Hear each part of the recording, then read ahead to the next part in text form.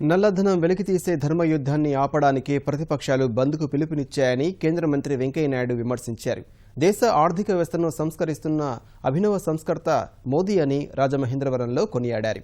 ప్రధానికి పెరుగుతున్న జనాదరణను ప్రతిపక్షాలు జీర్ణించుకోలేకపోతున్నాయని వ్యాఖ్యానించారు. నోట్ల రద్దు వల్ల తలెత్తిన ఇబ్బందులను తగ్గించేందుకు అన్ని చర్యలు చేపట్టినట్లు తెలిపారు. రేపటి బంద్ను తిరస్కరించాలని ప్రజలకు వెంకయ్య పిలుపునిచ్చారు. వాళ్ళందరినీ నేను అడుగుతున్నా, ఎవరిపై ఆక్రోశం, ఎందుకు ఈ ఆక్రోశం? నల్లధనం వెలికి వస్తుంటే చూడలేకనా? నల్ల కాసుల పశువుల భర్తం పడుతుంటే భరించలేకనా?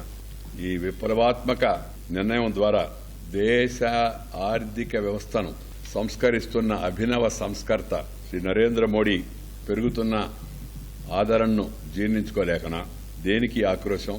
ఇంతకీ మీరు ఎవరి పక్క?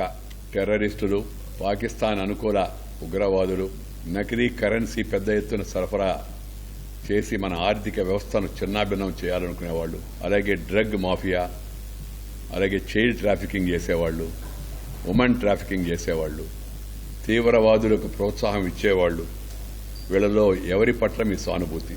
తాత్కాలిక ఇబ్బందులు ఎదురవుతున్నా, ఇబ్బందులున్నాయి తప్పనిసరిగా, ఈ మహాయజ్ఞాన్ని సహనంతో సమర్థిస్తున్న భారత ప్రజలపై మీ ఆక్రోశమా?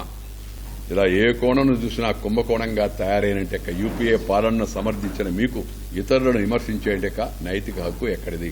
ఈ చర్య వలన లాభం పొందేది పేద ప్రజలు. ఈ నిబంధన వలన అందరూ తప్పనిసరిగా అధికార రూపకంగా జీతం చెల్లించాలి. అందువల్ల ఎక్కువగా లాభపడేది శ్రామిక వర్గాలు. ఆ శ్రామిక వర్గాలకు ప్రాతినిధ్యం వహించామని చెప్పుకునేవాళ్లు ఈ నిర్ణయాన్ని వ్యతిరేకిస్తూ బంద్కు పిలిపివ్వడం ఏంటి?